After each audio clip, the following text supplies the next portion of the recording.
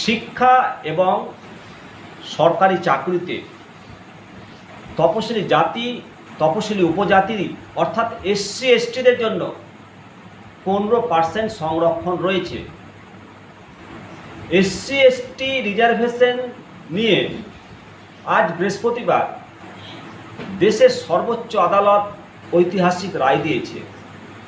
এই রায়ের ফলে এসসি এসটি যে সংরক্ষণ, যে সুযোগ সুবিধা, সেগুলো অনেকটা হেরফের হয়ে যাবে বলেই মনে হয়। আজকে বিভিন্ন অনলাইন ডিজিটালগুলোতে এই মর্মে সংবাদ পরিবেশিত হয়েছে। এবিপি আনন্দ যে প্রতিবেদন পেশ করেছে সেই প্রতিবেদনটা দেখুন, আপনাদেরকে পড়ে শোনাচ্ছি। শিক্ষা এবং চাকুরিতে সংরক্ষণের প্রশ্নে সুপ্রিম কোর্টের ঐতিহাসিক রায়। দেশের শীর্ষ আদালত জানিয়ে দিল, তপশিলি জাতি এবং উপজাতিদের মধ্য থেকে অনগ্রসরদের আলাদা করা যাবে। শ্রেণীর মধ্যে উপশ্রেণী তৈরি করতে পারবে রাজ্যগুলো। সবচেয়ে অনগ্রসর যারা সংরক্ষণের বাড়তি গুরুত্ব পাবেন জানিয়ে দিল আদালত। বৃহস্পতিবার সুপ্রিম কোর্টের 7 বিচারপতির বেঞ্চ এই রায় দিয়েছে।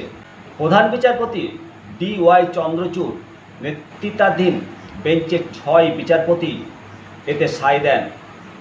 ভিন্ন মত পোষণ করেন একজন। 6:1 অর্থাৎ সংখ্যাগরিষ্ঠ বিচারপতি রায়ে তপশিলি জাতি এবং উপজাতিদের মধ্যে অনগ্রসররা সংরক্ষণের বাড়তি গুরুত্ব পেলেন। এই মুহূর্তে দেশে তপশিলি জাতির জন্য 15% সংরক্ষণ রয়েছে। তাদের মধ্যে যারা সবচেয়ে অনগ্রসর তাদের সংরক্ষণে বাড়তি গুরুত্ব দেওয়ার পক্ষেই এদিন সায় দিয়েছে আদালত। এর আগে 2006 সালে পাঞ্জাব সরকার এমন পন্থা নিয়েছিল। সরকারি চাকরিতে তপশিলীদের জন্য সংরক্ষণ বাল্মীকি এবং মহজিব শিখগণের প্রাধান্য দেওয়া হয়। অন্ধ্রপ্রদেশ সরকার মামলায় এদিন এমন রায় শুনিয়েছে আদালত। এর আগে 2004 সালে আদালত জানিয়েছিলেন, তপশিলীরা একটি সমজাতি গোষ্ঠী, তাই তাদের মধ্যে কোনো উপশ্রেণী ভাগ করা যেতে পারে না। কিন্তু এদিন প্রধান বিচারপতি বলেন, ইতিহাস এবং গবেষণা বলছে তপশিলীরা সমজাতির মানুষ নন। শুনানি চলাকালীন আদালতে কেন্দ্র জানায়, তপশিলি জাতি এবং উপজাতিদের মধ্যে ভাগাভাগির পক্ষে তারা। কিন্তু প্রধান বিচারপতি জানান, উপশ্রেণী বিন্যাস এবং উপশ্রেণী তৈরি এবং উপশ্রেণীকরণের মধ্যে ফারাক রয়েছে।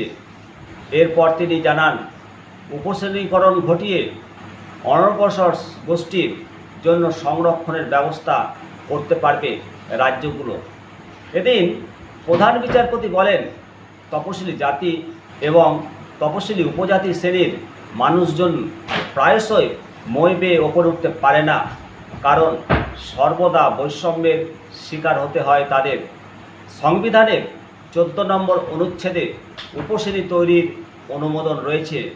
ঐতিহাসিকভাবে প্রমাণিত যে অনুন্নত শ্রেণীর সকলেই সমজাতির মানুষ নন। বিচারপতি BR গাভাই বলেন, 1949 সালে BR আম্বেদকরের বক্তব্য তুলে ধরেছি আমি, যেখানে তিনি বলেন, সামাজিক গণতন্ত্র ছাড়া রাজনৈতিক গণতন্ত্র প্রতিষ্ঠাতা সম্ভব নয়।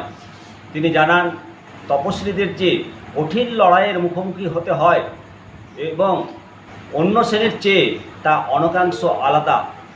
সংরক্ষণের মাধ্যমে রাজনৈতিক ফায়দার কথা আগেও উঠে এসেছে যদিও, কিন্তু আদালত এর সঙ্গে একমত নয়, কারণ সমাজে সমানাধিকার প্রতিষ্ঠাতাই এখন একমাত্র লক্ষ্য। এদিন 6 বিচারপতির মধ্য থেকে ভিন্ন মত পোষণ করেন বিচারপতি বেলা ত্রিবেদী। অবশ্যই সুপ্রিম কোর্টের এই ঐতিহাসিক রায় সকলেরই শিরোধার্য। আগামী দিনে এই শ্রেণীর মধ্যে যে উপশ্রেণী সংরক্ষণের মধ্যে সংরক্ষণ, তপশিলীদের মধ্যে যারা অতিরিক্ত পিছিয়ে আছে তারা এই রায়ের ফলে অবশ্যই উপকৃত হবেন। আশা করা যায় এই রায় সমস্ত রাজ্যগুলো তারা সেই রাজ্যে বসবাসকারী তপশিলি জাতি উপজাতির মধ্য থেকে অনগ্রসর শ্রেণী খুঁজে বের করে তাদের তালিকা তৈরি করে তাদের জন্য সংরক্ষণের ব্যবস্থা করবে। আপনারা দেখছেন নিমতিতা দর্শন, অবশ্যই আপনাদের মতামত জানাবেন যে শ্রেণীর মধ্যে উপশ্রেণী এসসি এসটি রিজার্ভেশন নিয়ে সুপ্রিম কোর্টের যে ঐতিহাসিক রায়, এর ফলে আগামী দিনে তপশিলীরা অবশ্যই আরও উপকৃত হবে বলে মনে হয়।